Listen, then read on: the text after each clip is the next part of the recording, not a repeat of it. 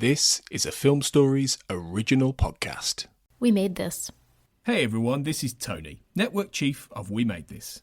As you know, our podcast network brings together a brilliant assortment of talent who talk about all kinds of pop culture content, such as the episode you've just listened to, or you're just about to listen to. We'd love to keep the lights on a bit longer if you're able to support our network on Patreon.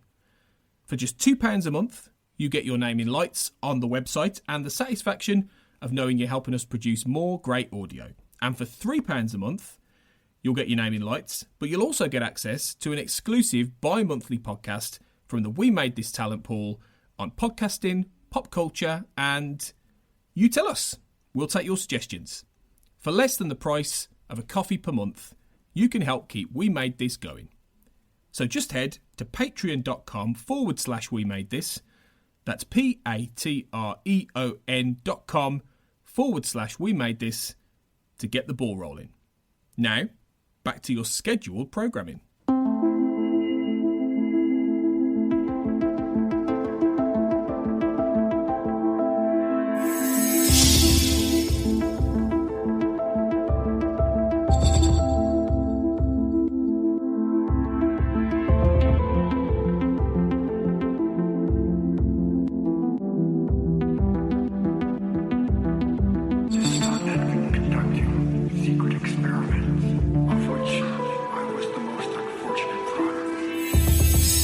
Welcome to the X-Cast. The truth is in here. Today we have a roundtable discussing the writers and directors of The X-Files, and I'll be your host, Russ Hugo, and I'm happy to be joined by Luke Winch. How's life going on the east side? Yes, across the pond is going well. Life is slowly opening up again. It's looking a bit brighter now. Speaking of brighter, where I'm at in the Pacific Northwest, where it's normally a little bit mild, we are heading into 105-degree temperatures tomorrow. Wow. So, not looking forward to that. And then happy to welcome Christopher Pilbeam. Thanks so much. How is life treating you? Life is treating me well. I'm very happy to be here. Terrific. Let's have some fun. We're going to be digging into both, again, the writers and the directors, and there's some overlap, and try to look at some of the commonalities and patterns and some of the other work that's of interest. How about starting us off? Luke, who would you like to explore first? I think I'd like to explore the director Rob Bowman first. He kind of comes in, I mean, he did the season 1 episode Gender Bender, but I think he really comes into the consciousness of X-Files fans in season 2. And for me, he's one of the most assured directors, I think, of the X-Files directorial team. He's very confident in the way he shoots. He knows where he wants his pieces, particularly in terms of the light and shadow of the environment that he's shooting in as well. And I've always admired that about him. He lifts up the X-Files from a televisualistic kind of level and brings it to a filmic level, and brings a very big cinematic scope to things. And I think that's quite prevalent in episodes such as Endgame and Dodcom, where you know, you've got the ship coming out of the mist in Dodcom, which is a very big shot, and the submarine shot on the cold set in Endgame. And I always thought that shooting a night scene there was a great way of creating the illusion of isolation and just giving that scene a really big scope. I think from that moment forward, anytime Rob Bowman did an episode, and he was given a lot of the myth arc episodes to do, and for good reason, he just lent that filmic quality to all his projects. Yeah, starting with Gender Bender being De Palma-esque, if that's an okay term to use. Christopher, do you have any thoughts on Rob Bowman's work? When I was just going through Rob Bowman's list of episodes, it kind of just struck me like how many of my favourites he directed. Most notably, I think, Pusher. And also, he directed Sleepless. No, it isn't necessarily one of the most popular episodes, but I really like it.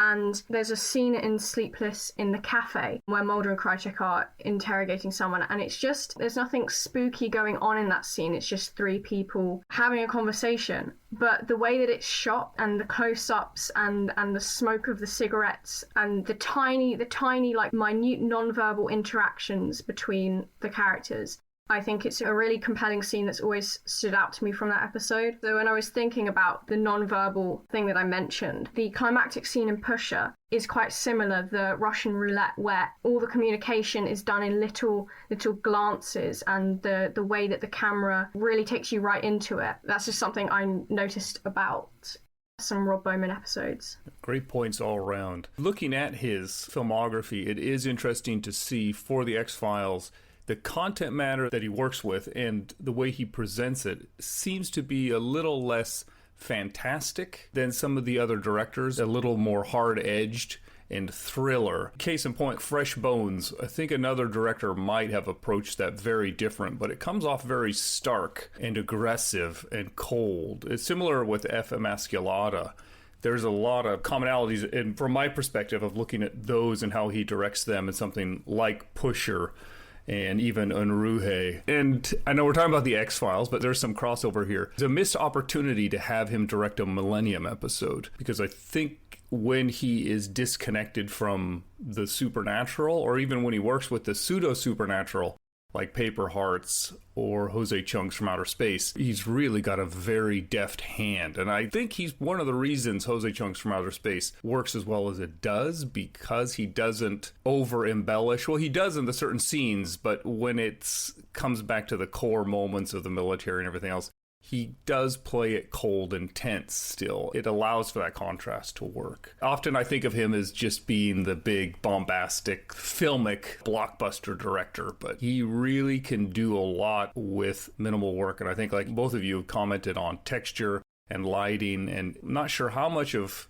a hand he had, but it seems like it because commonalities. I think there's a lot of skill in the editing booth as well. Something like Pine Bluff Variant, it's exceptional. And you all mentioned Pusher and the rest. Yeah, a great example, I think, of Rob Bowman's work as a director is Trevor. I mean, it's not one of the standout episodes of season 6, but his ability to work within the constraints of a smaller budget. And season 6, they had a smaller budget because they were working in LA. It was the back half of the season, so they'd spent a lot of money on the big mid-season myth arc. He gives a glossy, good-looking look to the episode of Trevor, and uses a lot of very good camera techniques with, you got the Dutch angle and a lot of kind of rack focusing, and he knows his craft and he knows how to bring the camera in for the intimate smaller moments as well as doing the big kind of bombastic pieces as well. Do you have any other thoughts, Christopher, that you would like to add regarding Bowman?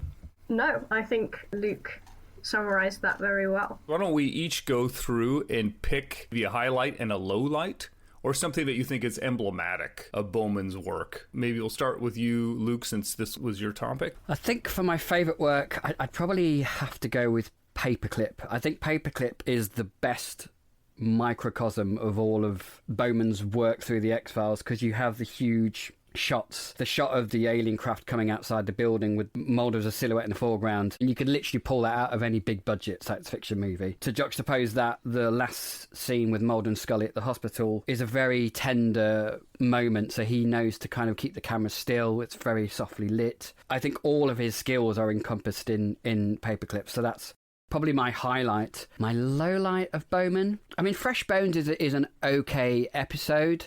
It's not my favourite. Maybe Fresh Bones, but if you ask me tomorrow, I might tell you a different one. How about you, Christopher?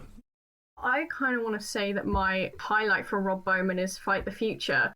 Is that cheating? Because it's not an episode. Definitely not. No.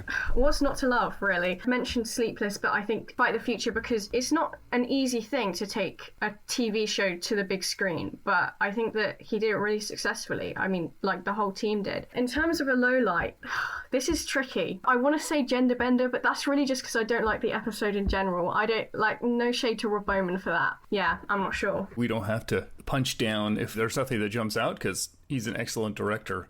And honestly, I consider his work on Fight the Future to be the main appeal of Fight the Future to me. I've made my piece known that I'm not a huge fan of the script. There are a lot of things to love about the film, but Bowman's directing is consistently great, considering what he was working with. You all have good picks. I feel Bowman really comes into his own for me in season 4. And although the episode is controversial and a mixed bag, I'm probably going to say my highlight is either a tie between Paper Hearts or The Field Where I Died, but I'm actually going to go with The Field Where I Died. As the script itself has some issues, I feel the direction is phenomenal. It creates an atmosphere that the X-Files really hadn't done to that degree. It's warm, it's textured, it's rough, it's very organic. There's a lot of ambient space. Probably my low light is going to be Terms of Endearment. I think it could have benefited much more from his earlier, colder work, like you were talking about in Paperclip, or if we went back to something like Fresh Bones, it could have used a little bit more tightening. I don't want to knock this down. He still does a good job on it. It's hard to really pick a low light. Christopher, who would you like to talk about first?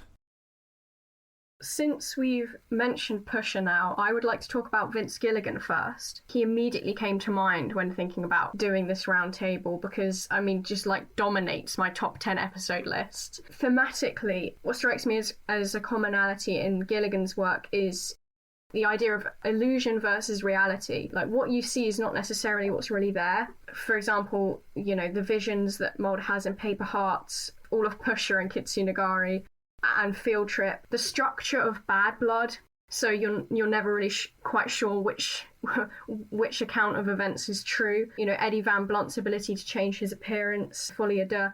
I also noticed, weirdly, in rewatching some of these episodes, that structurally the villain often gets caught really early on and then escapes. It happens in Pusher, he gets caught and then escapes. On Rue, Paper Hearts, Bad Blood, Tithonus Drive. I don't know why, that's something I noticed. And so I looked at his villains a bit closer because I think it's something that Gilligan's quite well known for, especially after, his work on Breaking Bad. There's kind of a mythic or fairy tale quality to them. Modell has his obsession with like samurai legends. There's Alice in Wonderland and Paper Hearts. The guy on, what's his name? I think Schnauz on Rue there's that scene where he's standing on the stilts and he looks like a character from a fairy tale. And then there's, Ronnie Strickland's love of vampire lore. And actually, speaking of on Rue, Mulder says about Schnauz in reference to the stilts, he's either very tall or he wants to be, which really stood out to me because it's often talked about that Gilligan's antagonists are little men who want to be big, which, goes for a lot of them. There's also a theme of them living out their fantasies. And then I looked briefly at Gilligan's Mulder and Gilligan's Scully and the way that he writes both of these characters. Because Vince Gilligan compared Mulder to the character Hawkeye from the TV show MASH. He said Hawkeye is a very funny, compassionate character, and towards the end of the series he goes nuts and at one point has to be hospitalised. I remember watching that when it first aired thinking that's a bold thing to do with your main character. And that was notable to me because he said this in 1997, and then of course Mulder is hospitalised in Folie à Deux. I think that Mulder is very self-destructive. In the series as a whole, he's quite self-destructive, but you really notice it in Pusher when he pulls the trigger on himself very quickly.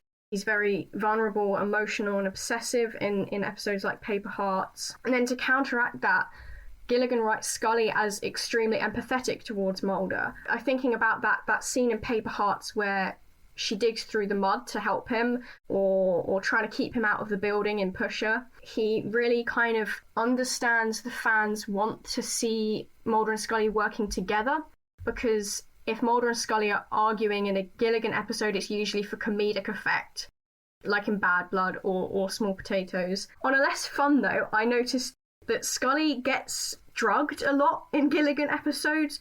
Again, you probably make a point about the whole series here, but she gets drugged in Bad Blood and on Rue and Three of a Kind, and then, almost assaulted in Small Potatoes, which again I think says something about Gilligan's antagonists. She also often uses her medical expertise to solve the case, which is always fun to see. Small Potatoes, Bad Blood, Drive. And then finally, because I feel like I've been talking for a long time now, Gilligan said that in reference to Pusher, that losing control of yourself is a universal fear. Once you get a really good universal fear that everyone can relate to, you're in the home stretch. And I think losing control of yourself is another theme that comes up quite a lot. Schnauz says about the Howlers in En Route, they made you say that.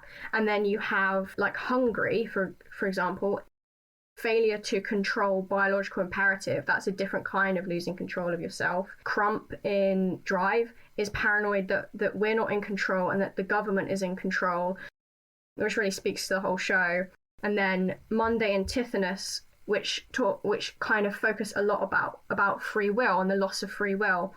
And that's another kind of not being in control. Those are my main thoughts about Vince Gilligan. Great stuff. Luke, any thoughts on Vince Gilligan? Wow, I think Christopher went really in depth there. There was some really, really good points made there. Gilligan, his episodes have also made my top X-Files list. Paper Hearts being one of my favourite episodes. It has a very, as you said, a fairy tale kind of fable feel to it, which I really love. There's a certain mysticism that kind of surrounds Paper Hearts, which Gilligan likes to play with and certainly does in his later work to a certain extent with Breaking Bad and Better Call Saul. Kind of bouncing off the little man theme that you were talking about, Christopher, he deals with people who have been ostracised from society. They're shunned by people, and that causes their need to be bigger than they are. And it's something that Gilligan plays with throughout all his X-Files work, and then to his feature work with Breaking Bad. And it's interesting to have a writer that focuses on one kind of thematic run-through through all his stuff, where if you get people like Darren Morgan, who I'll talk about soon, plays with lots of different ideas. I love most of the Gilligan episodes, and I think he's probably the most accomplished of a lot of the writers that have gone through the X-Files. His work, his contemporary work, I think shows that. The only thing I would add, and it was touched on a little bit briefly, is that Gilligan excels, or is very much associated in my mind, with comedy. And so many of his episodes have a lot of good one-liners, but he also has a lot of comedic-leaning episodes, which, considering how cruel some of his episodes are, it is funny to think that he went on and did so much writing for The Lone Gunman. When you think of The Lone Gunman kind of being the Better Call Saul spinoff of the Breaking Bad's X-Files. So people's quality differences there aside, the tone change is a little bit interesting. Case in point I want to bring up is going from season 8, where he wrote Roadrunners, and then to season 9, Sunshine Days. I mean, you've got a complete diametrically opposed contrast of brutality and goofiness at that point. How well, my question back to everybody would be, do you think he balances humor, and what do you think are some of the highlights and or lowlights for you of his work? That's an interesting question, and I think that this has actually been brought up on Twitter not too long ago in reference to Small Potatoes, because it's something that I think you mentioned, that it's a pretty heavy, serious concept when you actually think about it and think about who Eddie Van Blunt is and what he's doing, but it's a comedy episode, and it's funny, and that's the thing, is he's really good at writing comedy. In some cases maybe it's misplaced. I don't think I've ever thought that it's imbalanced, if that makes sense. This is something that I've only now that you've brought it up, that now I'm thinking about it, and the fact that I hadn't thought about it before tells me that it's not an issue for me. But Luke, do you want to answer that before I don't know. I've never really sensed an imbalance with his dark work and his comedy. Looking at airing order of season 4, you've got Unruhi and Paper Hearts. Both of them are quite dark episodes. Paper Hearts in particular. You've then got Small Potatoes later on in the season, which is quite a funny episode. But then in season 5, a lot of his episodes are quite light-hearted. You've got The Unusual Suspects and Bad Blood. I don't have a problem with the imbalance of his dark and light. I think in an interview I read a couple of days back that Vince Gilligan, he wanted to write a comedy episode because he didn't want to be pegged into this I write dark episodes hole. So I know that he was quite itching to write much more lighter-hearted episodes. And I'm glad he did, because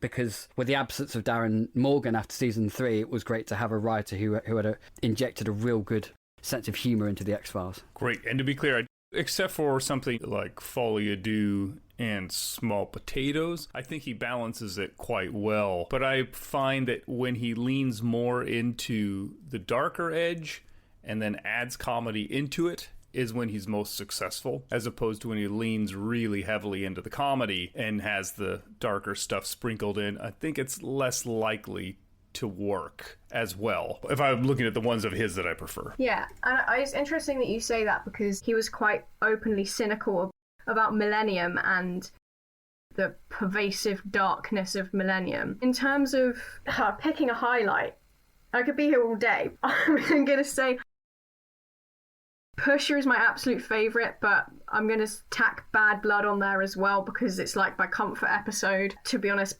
Pusher is, as far as I'm concerned, a perfect episode of television. And yeah, I've watched Bad Blood dozens of times and it still makes me laugh. So definitely highlights In terms of lowlights, I immediately thought of Emily from season 5, which he co-wrote, I think. It's not a compelling mythology episode. I found it disappointing and a bit... I think Darren Mooney said about it when you guys wrapped up season 5 and did your best and worst episodes, and Emily was right down there for a few people, but I think Darren Mooney said it's an emotionally manipulative episode. I was disappointed in Vince Gilligan for that one, but he is remarkably consistent in having very, very high quality episodes.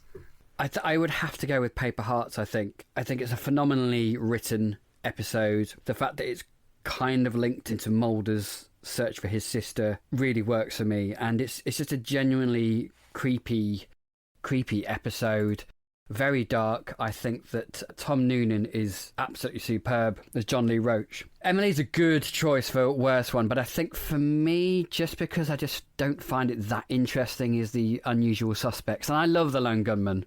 Don't get me wrong, I love the Lone Gunman, but Unusual Suspects just doesn't work that well for me personally, so that will probably be on my bottom. Well, I'm going to have to copy you and go with Paper Hearts as well, as it's one of my favorite episodes of the series. The way that he balances the ambiguity throughout, even though the conceit is a really tough thing to pull off at that point in the series, it's exceptional. And he gives great material to all the cast members to work on. There's enough in references to make it feel connected to the show, but it doesn't feel overly bogged down by in jokes and things like that, like the Jersey, other references. Lowlight, I would want to pick Sunshine Days because I find the episode very boring and sometimes grating is a word I would use. But I appreciate that he's trying to go for something a little bit different, and it fits in thematically with where the show is at. So I'm going to have to pick Soft Light simply because it is overreaching what I think the X-Files probably should be doing, and the type, it's a little bit more Quatermass or maybe Twilight Zone. It just doesn't feel like it fits the X-Files. And I know it's early on, but it is towards the end of season 2. It really stands out as a bland and almost cartoonish science fiction episode for me. It's not terrible, and it's not as manipulative like you're talking about with Emily, but I'll pick something a little bit different. My first writer that I'd like to bring out for everybody to discuss is going to be John Shaban. And most people probably, when they think of Shaban, they think of it in collaboration with other writers, or that he does a lot of the ethnic national stereotype episodes. And right out of the gate, as I've talked about a few of them on the X-Cast before and looked at them, I think a lot of his work, even if it is problematic, is well-intentioned. So I'll state that. How successful it is with something like Tesos dos Bichos, in hindsight, looking back at it in a modern cultural context, production-wise, not that successful, and ethically not that successful. But I don't think he is intentionally exploitative. I think he's got a good heart, if that makes sense. But surprisingly, for this purpose here, I was looking through his list and realized that he does, similarly with Bowman, excel when it comes to dry thrillers. Remembering that he did the Pine Bluff variant, SR 819, even The Walk. The Walk isn't great, but compared to his other stuff, it at least has some sort of propulsion to it. I do consider Pine Bluff variant to be one of the highlights of the series. But then we also have the other episodes like Thief, Bodla, and El Mundo Gira that run down there. Another thing I want to note here and I want to put out for us to discuss is if you look at the things that he worked on as a collaborator, I think that's where he really excels and was a good asset to the X-Files. Working on Leonard Betts, Memento Mori, Monday, of course, Milagro, Field Trip. Some of those are, I think, worth championing there. But overall, is a very complicated creative record. What do folks feel about John Shaban's work? Yeah, I think Shaban's... I think his bad work sometimes overshadows his good work. El Mundo Gira is an interesting one because I understand the social commentary that he is trying to tell through the episode. I think from a 2021 kind of point of view, through those eyes, that kind of backfired itself. But as you mentioned, Russ, you know, he has good intentions. He was kind of inspired with the episode by seeing the lines of migrant workers in the fields, and he spent some time in the INS to see how migrants were treated. So he was doing the research, he was putting the work in. It has a lot to do with how we look at the X-Files now from a 2020 or a contemporary point of view, and it falls back, it falls down a little bit on that. But as you said, Russ, the Pine Bluff variant is an absolutely brilliant episode, one of my favourites as well. And it was interesting to note that Shaban was quoted saying that the Michael Mann film Heat was very much an inspiration, and I'm currently doing a podcast looking at the films of Michael Mann, so the whole heist scene, I could really see Shaban's kind of nod to Michael Mann's work on Heat there, and I think it a very well constructed episode. I think he deserves more credit than he gets. His collaborative work, I think, is the best. Monday is one of my favourite episodes of X-Files ever, and that's by Gilligan and Shaban. So I think he needs to be championed a little bit more and not stuck in this hole that he gets for sometimes being culturally insensitive. Well, my first thought is I think I need to go back and rewatch the Pine Bluff variant. I think I've watched it once, maybe twice, but I remember being very confused the whole time, which is probably more about me than about the writing. You make a good case for it. I mean, it's sort of hard to pin John Shaban down because he does so much collaboration. You mentioned Leonard Betts and Memento Mori, which were written like very, very quickly in a short space of time together, with like Gilligan, Spotnitz and Shaban like sitting around a table trying to fulfill their brief. It just interests me to find out about what the writing process was like on this show. I really like SR819 and Travellers, which I consider both to be quite underrated episodes, and so I agree that his writing should be championed, while also giving fair 21st century criticism to episodes that haven't aged so well. Terrific. I'm going to have to go with my lowlight as being El Mundo Gira. I've made my piece known about that on a previous episode of the X-Cast, and I'm going to stick with it. Even if it was well-intentioned, oh my gosh, yeah, I feel bad that it ended up that way. Highlight, it's a tough call between SR819 and Pine Bluff variant. Pine Bluff variant starts off a little slow and ends really well. The first third I'm not a huge fan of, but the last 2/3 I think are very well done. And SR819 is a nice, tight, conservative piece. I'll just go with Pine Bluff variant. We'll just go in the same order. Luke, highlights and lowlights for John Shaban. I think I'll have to do a repeat of your top one. Pine Bluff variant for me is most definitely my favourite Shaban episode. Just a really well constructed script. There's a real sense of tension throughout the entire episode. His script is very taut and very well kind of narratively speaking, very, very tight. It also really fits in with the theme of season 5, where, you know, Mulder's questioning his beliefs, so that theme really comes into Pine Bluff variant. My low light, I think, would have to be Tesso dos Bichos. To Nick Robert Sherman and Lars Pearson's words, it's achingly unambitious, and I would have to agree. It's just, I just find myself signing off anytime I watch it. It's just very dull for me, really dull and quite boring. Great stuff. Christopher. I love SR819 so much, but I think maybe I'm going to say Travellers for the sake of being a contrarian. I really did enjoy that episode. It was just interesting to have it set in a different time period. I was like, oh, where are we this week? This is fun. I think it's quite rewatchable as well. Low light. I agree. I think Tessos dos Bichos is very forgettable. I could cheat and say Emily again because he also co-wrote that. El Mundo Gira, maybe. It's kind of, I don't know, there's kind of a bunch.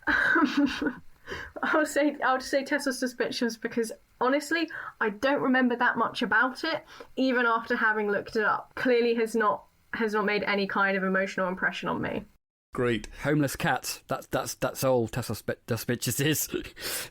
I loved the last 3 minutes or so with the cat attack. Yeah. And I showed that to my partner the other day, and they enjoyed it.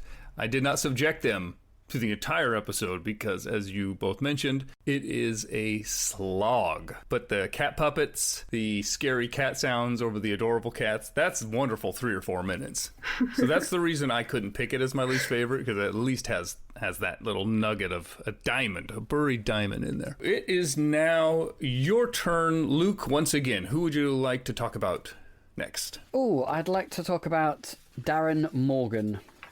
If I may. He's a very interesting writer, and I mentioned earlier that he plays with a kind of plethora of themes I mean, his first one, Humbug, was a great way of kind of exploring what society perceives as normal and how our perceptions are shaped by our observational judgment. And there's that great scene where I think it's Mr. Nutt kind of retorts after Mulder asks if he's worked in the circus, and and his response is then to reduce Mulder down to a stereotype, but then realizes that Mulder is the stereotype that he's just. So it's a great way of playing with who is the other person, who is the outsider, and it all depends from where we are. And he plays with that quite a lot, I think, through his other episodes. And then Blockhead points out in Humbug as well that eradicating the imperfections in humans through genetic modification takes away the uniqueness and individuality, and basically everyone will end up looking like Mulder. I love the way he plays with that kind of what society or what institutions deem as the correct way of doing or seeing things. Another thing I love about Darren is his love of the absurd and playing with absurdity. In Clyde Bruckman's Final Repose, he looks at the idea of what if a normal person like you or me had a conversation with Mulder. To us, he would come across as like a crazy conspiracy theorist, like a QAnon or a flat earther. He likes to kind of shake up the status quo and shake up what we think of the X-Files and kind of turn it on its head. And I know a lot of people don't like some of Darren Morgan's scripts because he does that. I think Duchovny even said himself that reading Darren's scripts, it seems he wants to destroy the show, and I like that. I love the fact that he kind of wants to subvert and deconstruct what the X-Files is and playing with those themes. War of the Coprophages and Jose Chung's From Outer Space really takes his absurdist views to new levels, and he really does start pulling the show apart for what it is. And Coprophages plays on mass hysteria. He was kind of influenced by the Orson Welles radio broadcast of War of the Worlds, where apparently some listeners thought it was real breaking news and started to panic. And it's that kind of perception of something and convincing yourself that something is true just by the power of your own choice. It's a wonderfully chaotic episode. And then he kind of ends his run of episodes with Jose Chung, which I think is his kind of masterpiece. I think a lot of people might now say it's the Forehead episode. Can't remember the full name of the title, but I think it's Jose Chung. I think that's the pinnacle of all his ideas, and looking through the lens of hypnosis and how unreliable it is as a narrative. And you get all these different points of view of characters, and the audience member is kind of thrown about to which one is true, which one is not. He really sends up the X-Files in that scene with the alien autopsy, which was also kind of a piss take of the alleged Fox autopsy reveal. So I love how Darren Morgan really likes to upset people and kind of upset the status quo, but also he explores the power of words and how words, through hysteria or through belief or through perception, how words can convince us that something is true or something is a lie. And he really kind of plays that through the character of Jose Chung. He was one of my favourite writers on the show for those first 3 seasons, and I think he was sorely missed throughout until the revival.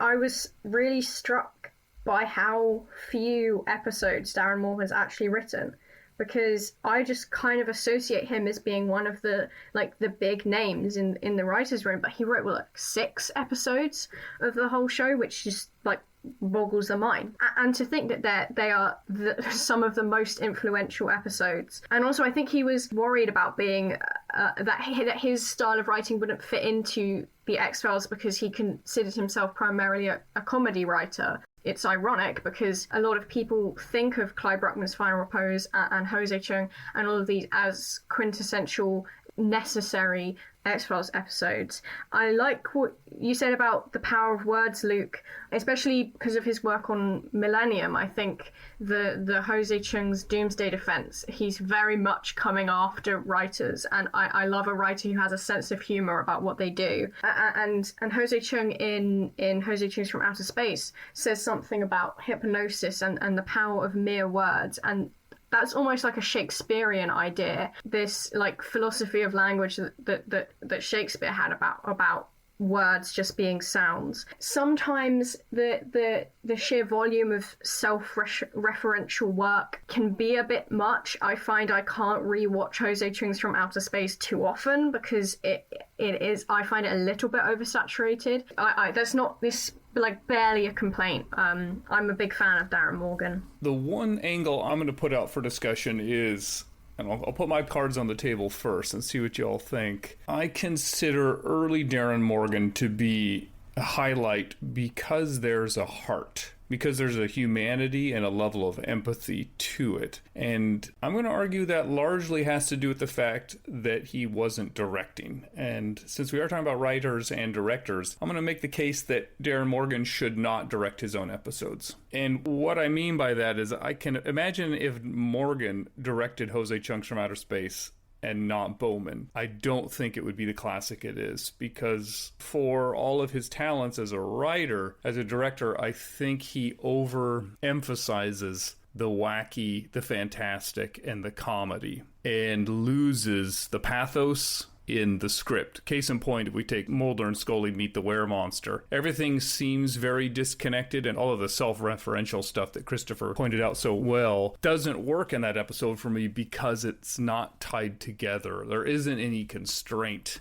I have a similar issue to some degree with his Millennium work. It's not as bad. So Jose Chung's Doomsday Defense has some really great moments. A lot of the moments that I think could work better are hindered by Morgan just amping up the goofiness to levels that they just don't need to be. There's none of the tonal exploration and playfulness of Clyde Bruckman's. There's none of the calm restraint and inhumanity of Jose Chung's From Outer Space, like the very end of that, or Humbug, for example, like you were talking about, where it's really about the humanity and facing these social issues on a personal, humane level, as opposed to an abstract, metatextual, metaphysical level or something like that. We get to Somehow Satan Got Behind Me in Millennium. There's some really cynical and nihilistic writing in that episode that he then tries to play for laughs. And by play for laughs, let's ramp up the goofy sound effects and signage. And I think it needed to go the other direction. So that's my long way of saying, what are your thoughts about his direction and how it shapes his work? Yeah, I think my thinking kind of comes in line with yours, Russ. His revival episodes are written well from a comedy perspective and from what he's trying to do. But you're right, I think he's... particularly with Mulder and Scully Meet the Were-Monster, there is a real cynicism there, and I don't think Darren Morgan is a good director. I think he's a better writer. Both of those revival episodes, the direction of it, writing aside, is just pedestrian. It's quite straightforward. There's no kind of... I don't know. It's hard to kind of put a pin on it, but... I just don't like watching those revival episodes as much as I do the ones where you have other people directing, like Rob Bowman, for instance. I'm kind of thinking the same lines as you there, Russ, I think. Yeah, I agree, and I particularly agree with what you said about Somehow Satan Got Behind Me. I feel like I had high expectations for that episode, and the X-Files liked to, hyphenate their people, right? You had actors who were directors, and directors who were writers, and writers who were producers, and that's sort of true of television, and in particularly the way that this show worked. But Darren Morgan is a very masterful writer, but it is a different thing entirely to be a director. And so it makes sense to me that just because he's a fantastic writer doesn't necessarily make him a fantastic director. And it's kind of, I don't know, sometimes it's difficult to me to pull apart, what exactly is the writing and what exactly is the directing. But at the end of the day, sometimes when you're watching a Darren Morgan episode, it feels like you're watching TV about TV, and it can sort of come across as, I think you use the word bitter. It's like a bitter pastiche that might belong, for a super edgy theatre audience, but not necessarily a show like The X-Files. And I feel like I'm sounding really negative. I love Darren Morgan, and to be honest, if I could only ever watch Darren Morgan episodes for the rest of my life, I'd be very happy. But I think that this is definitely a criticism that could be leveled against him. Yeah, I agree. I don't want to sound like I dislike him. He's an exceptional genius, and when he is good, he is phenomenal. And when he's okay, like in Blood, he's still good. I'm somebody who actually likes Blood, not the story. Let's clarify. And let's go highlights, lowlights. Luke? Highlights would have to be Jose Chung's From Outer Space, as well as the things I mentioned earlier. I also like the way Darren looks at kind of ancient culture and iconography and looks at that as a kind of an appropriation of the UFO phenomenon. So, for instance, Lord Kimbo is very reminiscent of a Minotaur. So he uses these ancient iconography and ancient culture. And in the UFO kind of academia, there's a lot of research done by what ancient cultures are influencing our modern view of what UFOs and abductions and aliens are. So I find all that kind of stuff very, very interesting. So yeah, JJ Shrunks from Outer Space is my top. I think I'll put Mulder and Scully meets the Weir Monster as my least favourite, even though there's aspects to it I find very funny and I love. Collectively, for all these pieces, I think that would have to sit at the bottom. Highlight is easy for me. Clyde Bruckman's Final Repose. It's in my top 3 episodes of the whole show. I remember vividly on my first watch through, I remember watching it and thinking, okay, wow, this show is great. I love it. I love it thematically, and I'm going to talk about it in a minute in terms of direction. Anyway, I think it's funny without being a comedy episode. It's dark and gory at times, but I don't know, it's everything that I love about the X-Files. Low light, yeah, I kind of want to agree about Weir Monster. The thing is like with a low light, like, do I really dislike any of them? No. I'm going to just repeat a lot of what you both said, so I'll keep it short and state Clyde Bruckman's is incredible, but for me, in the end, I think I have to go with Jose Chung's From Outer Space. I love the ending. The ending is one of the best endings the X-Files ever did. It's just beautiful. And for me, the Weir Monster. But similarly, like you mentioned, Christopher, it's still good. I think it could have been better based on the things we talked about, but I still enjoy watching anything that he wrote. Now for our next writer, Christopher, who would you like to talk about next? Oh, I'm going to talk about a director, and I'm going to talk about David Nutter. I've kind of gone episode by episode, but I kind of focused on, first of all, I looked at my favourite episodes of his. So he did Ice, Tombs, and Clyde Bruckman's Final Repose. And I think that something that really links the 3 is really the gothic nature of them, and the claustrophobia and paranoia that Nutter is able to create. And of course, David Nutter directed a few episodes of Millennium, including the pilot. I think he has a nickname, the Pilot Doctor, because he's done a few for different shows. Anyone who's seen Millennium knows that it's dark, it is gothic and claustrophobic and all these things. He said about Ice that he really wanted to convey a strong sense of paranoia because they were dealing with the basic emotions of each character, and that he felt he was able to peel the onion of Mulder and Scully's relationship. And I just found that phrase, peel the onion, very interesting in how it relates to the episode, because of course at a point in Ice the characters take their clothes off to check each other for the black spots, so they're literally peeling the layers of the onion, much like characters do in King Lear. That's what that reminded me of. And there's this one shot in Ice where Mulder's sneaking around at night, and it's really close up on his face, and the lighting is all red, and he's all lit up in red, and you can see the blacks of his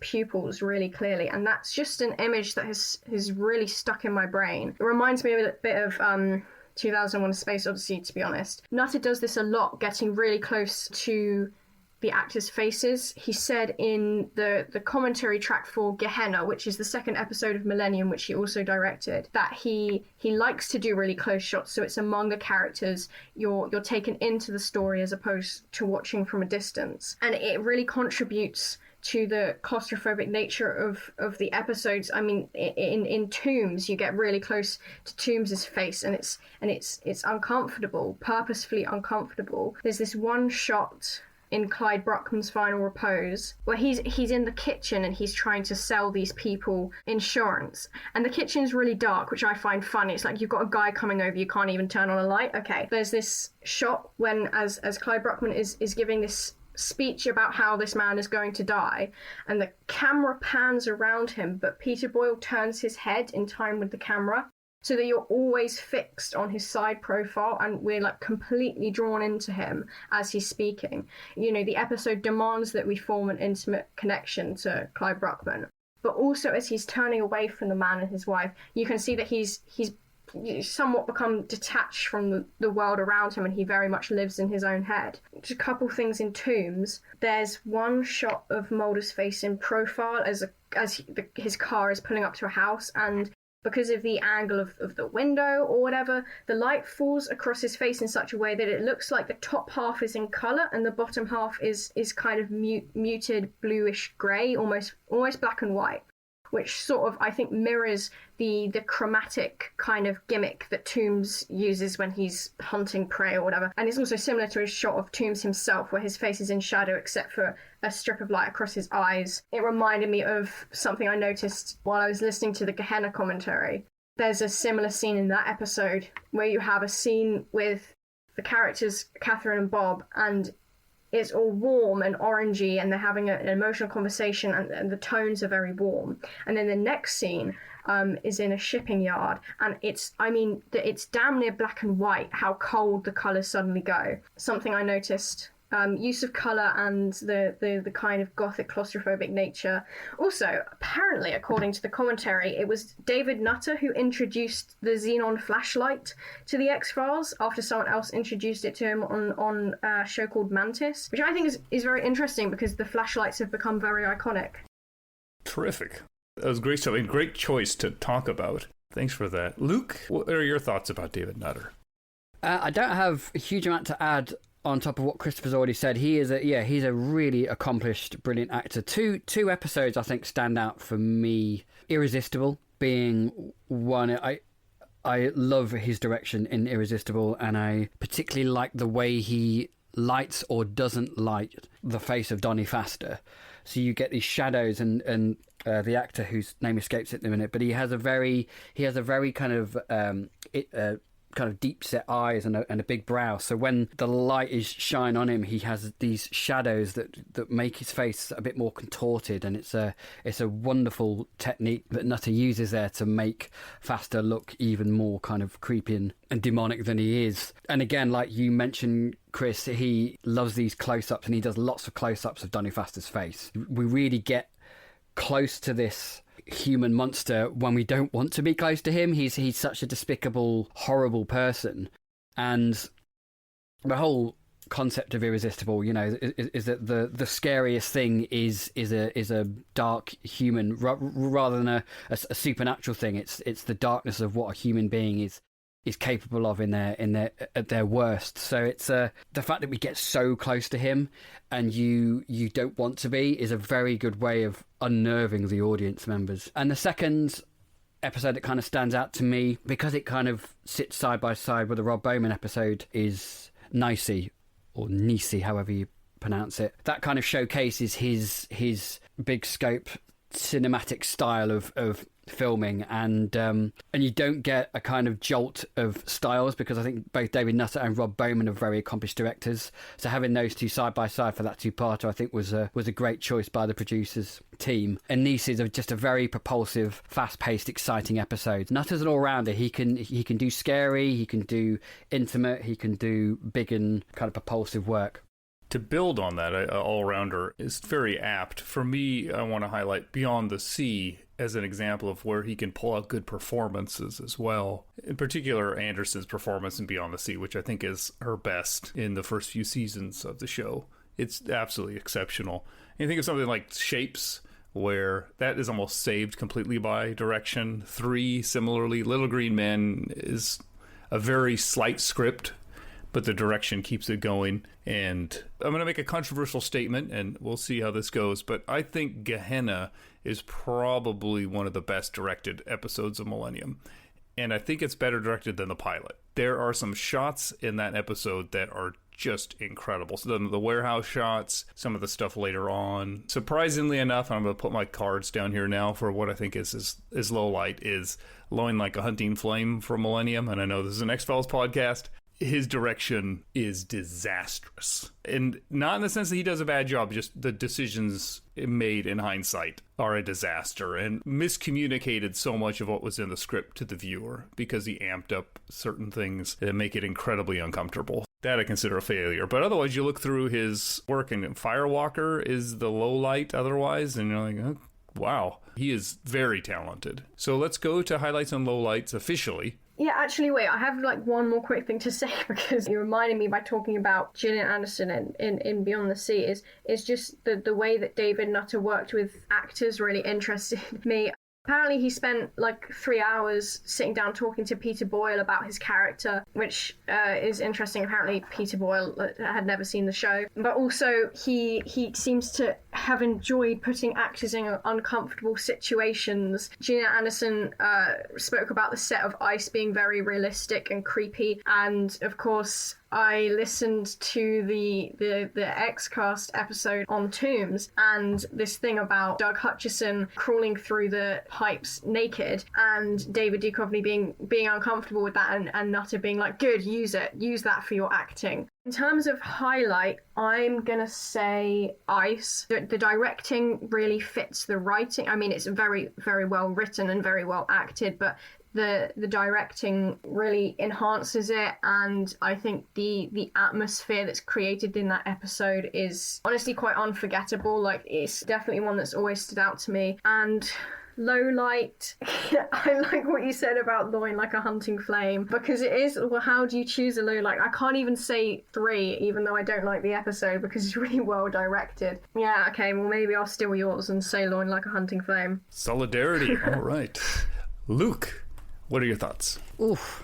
I think I'll go with what I was talking about earlier on, Irresistible. I think David Nutter's ability to creep the hell out of me with Irresistible is the actor's performance of Donny Faster as well, but as I mentioned, it's the placement of camera and what he does to it that really puts you on edge. So I think for me in X-Files, Irresistible would be my highlight. My low light, I think I'll go with Firewalker. I mean, Ice was such an exceptional episode. It is super, super tense. It's probably the tightest and taut episode, and trying to rehash that with Firewalker is not the same, and it's not as good. It's slightly faulty in certain places. It's still an okay episode, and David Nutter is by no means bad direction, but I think in terms of putting it in a list, Firewalker would be down at the bottom.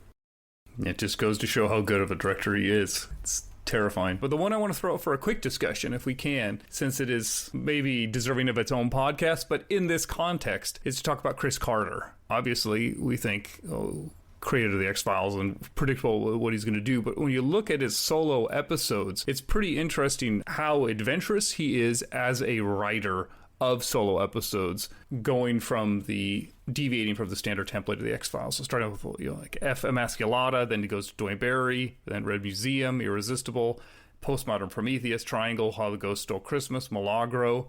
It's pretty fun to look back and think how many risks he took. And I'm going to give him credit for, I think the script for I Want to Believe is much better than most people give it credit for, or that I enjoy it more than other people. Let's put it that way. Of course, the reboot seasons and overworked interest, as time goes on, I think he as a writer becomes, probably right after around season 7, becomes disinterested, it seems, in the show, and goes for the pulpy, some missteps with things like Babylon, of course, and we can debate my struggle, but I'm going to use that as the transition, which is I'm going to argue that Chris Carter is actually one of the best directors of the X-Files. So he did Dwayne Barry, The List, Postmodern Prometheus, Red and the Black, Triangle, How the Ghost Stole Christmas, Patience, Providence, Improbable, I Want to Believe, and then the My Struggles and Babylon. Of course, Babylon and My Struggles are a complete mess.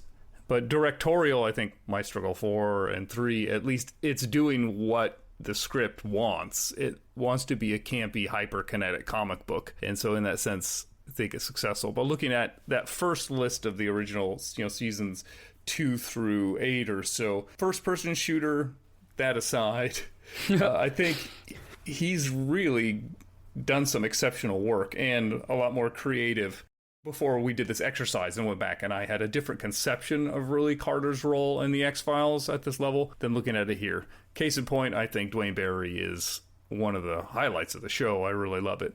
What are all your thoughts just looking at big scheme of Carter's role in creativity outside the mythology and his work as a director? I have mixed feelings about the mythology anyway, but I agree. I do think that He's a very good director. He's a very ambitious director. I feel like the obvious example being Triangle. Like, I feel like it gets talked about a lot, so people forget that actually it was a very ambitious thing to do. And so kudos to him. And it's very nerdy and exactly the kind of crazy thing that Chris Carter would do to do these one-take shots. I agree about Dwayne Barry. In terms of writing, when I was just looking over the long list of episodes that Chris Carter has written or directed, season 6, in my opinion anyway, was when he was at the top of his game, because Triangle, How the Ghost Stole Christmas, and Milagro are just 3 exceptional episodes. What stands out to me about like his kind of overall development, he's quite famous for his Chris Carter monologues, which he uses in the mythology quite a lot. But then you have an episode like Milagro, which is full of monologues.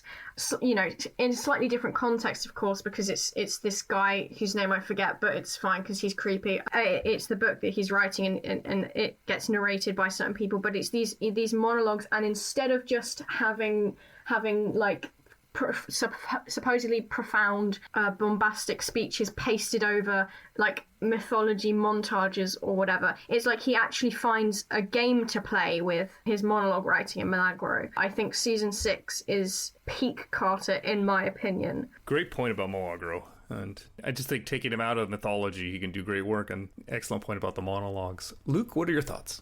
He's a funny one, Chris. I think as a writer first, he is very prone to purple prose, which he uses quite a lot in his mythology episodes. It sometimes works and it sits naturally in episodes. Sometimes it can feel very out of place or very unnatural or very exposition heavy. Redux being a case in point there, which is the first Redux is pretty much 45 minutes of exposition. But as a director, I'll kind of put my cards on the table as well. I think Dwayne Barry is not only his best directed episode, I think it's one of the best directed episodes of the show. In terms of a 45-minute mini-movie, which is what the concept of X-Files was, it works perfectly. There's so much tension and atmosphere, and he gets an absolutely blistering performance from Steve Railsback, who is just lightning as Dwayne Barry. He gets a superb performance out of Duchovny as well. So yeah, I think in terms of director, Dwayne Barry, I think is his peak, which is weird because it is his first directorial episode in the X-Files. So he can be hit and miss throughout the run. I agree with what you said, Russ, about his interest kind of waning after season 6. Interestingly, season 6 is one of my least favourite series. I know it's a lot of people's favourites, but I find it very hit and miss. But I think Chris Carter's episodes, the ones he writes and directs, are actually some of the strongest. So depending season by season, I think Chris Carter is either at the top of his game or he is maybe not that interested, especially in later seasons. Great. And now let's continue the speed round. Yeah, I mean, I kind of chose Goodwin as a kind of quick shout out because I think he needs to be applauded for his work on the early kind of mythology episodes. I think, not counting the pilot, he directed every season opener and finale up until, was it season 4, I think, or season 5? He was there for the whole Vancouver era and was also there as a senior producer. But I admire his directing. It's workmanlike, but it's very good. He's very, very good in a televisual context. He's probably not as big and filmic as, say, Bowman or Kim Manners. But, for instance, in Anasazi, he had the job of kind of making Vancouver look like New Mexico. So painting the rocks, but then compositing stock footage of New Mexico and putting the blue sky in. So he's very good at his craft. He's very good at TV work. And it was just a shout out, really. He really set the tone, I think, for how the myth arc was going to go, and kind of he set the bar for how a season opener or season finale should be shot. Great. Christopher, any thoughts on R.W. Goodwin? I mean, only that it's not a name that I've been particularly aware of, but having had a quick look, I think he is responsible for some of the most, and this is the case with finales, but responsible for some of the most memorable moments, at least for me, like ones that I remember from the first time watching them, the Enema Flask and Deep Throat getting shot, and Gethsemane and Mold of Suicide, and the end, which I maintain is one of the saddest episodes. Not much else to say. Are there any other writers or directors that you'd want to highlight really quick before we wrap up, Christopher? No. All right. Any final comments? Anybody want to jump in before we close things out? It's quite noticeable, I think, now that there are so many writers and directors that really use the X-Files as a springboard into their career. Vince Gilligan, David Nutter being given all these pilots because, you know, he's such a confident, assured director that these showrunners know that if they bring Nutter in to start their show, set the tone, set the kind of work standard. So, yeah, I think we should thank the X-Files for a lot of TV we get today and the quality of TV that we get today. So it's great that all these people have started here as either staff and writers or maybe assistants, moved up to directors and writers, and now they've got huge careers. It's a great thing to see. First of all, ditto to what Luke said. I mean, I think we should thank the X-Files for a lot of things. But it's just, there's something that Vince Gilligan said. He said, when asked if he thought he had his own writing style, he said, there's an X-Files style. Our individual writing styles need to be a bit invisible because of the bigger work that we're in service to. As I was doing my research, I found that funny because I think that if that was 100% true, we wouldn't be able to make this podcast. And I actually think that the fact that you kind of have a mixed bag and an assortment of writers and styles and different directing styles is part of the charm of the show. And, you know, not having any idea what you're going to get when you sit down and watch an episode is a good thing. So I don't know that I necessarily agree with Vince Gilligan about that. I agree with your disagreement about that. I can't think of many other shows where it can so successfully deviate from one genre or tone to the next and still feel coherent. And it's one of the reasons why I feel I'm more than some people, maybe a Chris Carter defender, because it's a real rarity to get somebody who could shepherd something of this scale and allow so much creativity, allow so many people to do their own thing and have their own voice. And if we didn't have this diversity of voices, the show would not have survived. I think that's a fairly clear statement. You can look at a lot of other similar shows in concept to the X-Files that didn't have the longevity. But everybody pins that on Anderson and Duchovny's chemistry is keeping the show alive, which, yes, of course, played a huge role. But I think of similar shows where the deviations don't always work as well, and that's where the X-Files, to me, is such an interesting piece. Even something that's genre and culty and can allow a lot of shifts, something like Doctor Who, I don't know if it really is as comfortable as X-Files. I don't think it had the coherent, kind, unnarcissistic. I mean, maybe Chris Carter is a narcissist, but compared to a lot of showrunners, I don't think other shows allowed so much actual true freedom.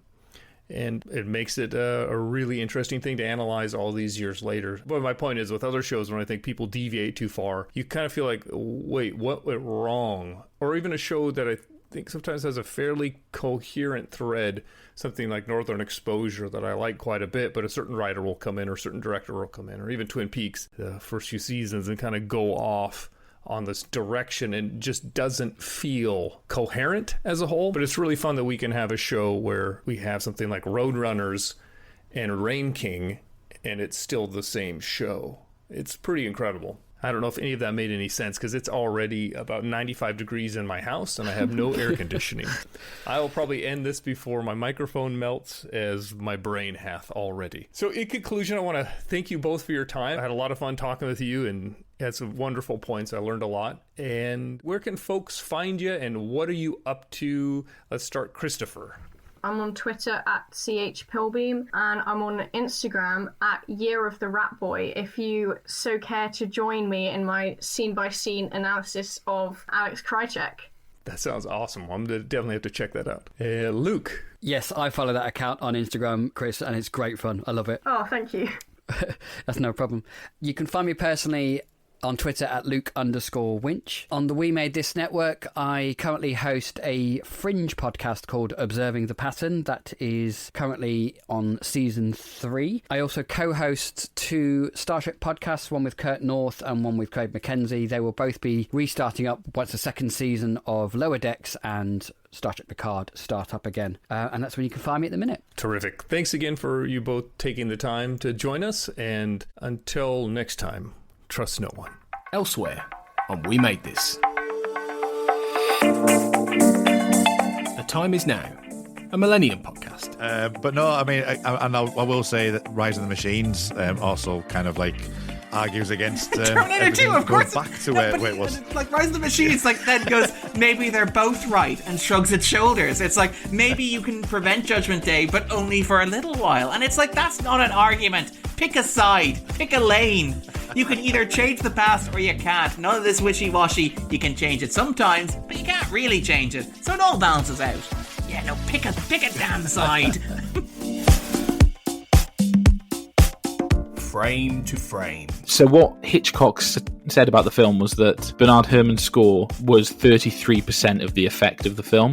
So as a result of that, he doubled his salary, which I don't know how he worked those maths out, but hey. Exactly, yeah. So why don't you tell us a little bit about the score? I mean, it's one of the greatest scores ever composed for a film, and it's a fantastic example of misdirection, because you think that the jabbing, though it was written for a string-only orchestra, which is very unorthodox, because you think for a standard symphonic approach in a film score will mix tonalities from different host of instruments, strings, woodwinds, brass, percussion. This strips out everything except the strings, and the amount of emotional range that Bernard Herrmann is able to get out of it is really extraordinary.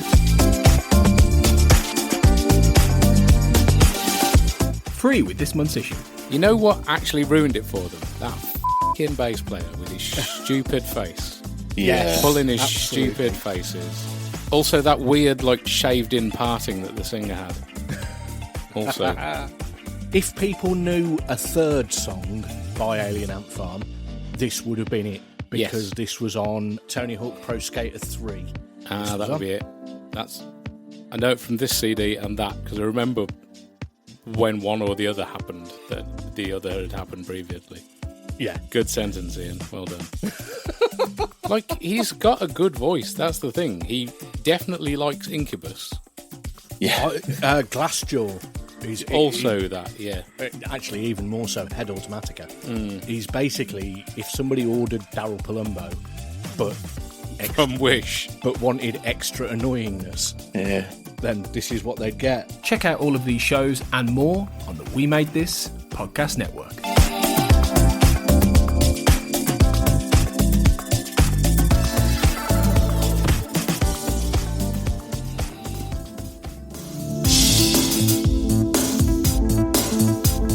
The Xcast and X-Files podcast was created by Tony Black and is produced and hosted by Carl Sweeney, Sarah Blair and Kurt North. You can find the podcast on Twitter at the X_cast, on Facebook by typing in the Xcast, and in our group, X-Files Basement, the Xcast podcast fan group, and on Instagram at the Xcast pod. Don't forget, you can support the show by becoming a member on Patreon. Our patrons get early access to episodes, behind-the-scenes chats with our hosts and a thriving community of X-Files, and other premium interviews and specials. To find out more and subscribe, you can go to patreon.com/thexcast. That's patreon.com/thexcast. We are also part of the We Made This podcast network, full of popular culture shows, including our Millennium series, The Time Is Now. You can find all of our shows at our website, wemadethispod.com, or via Twitter at wemadethispod.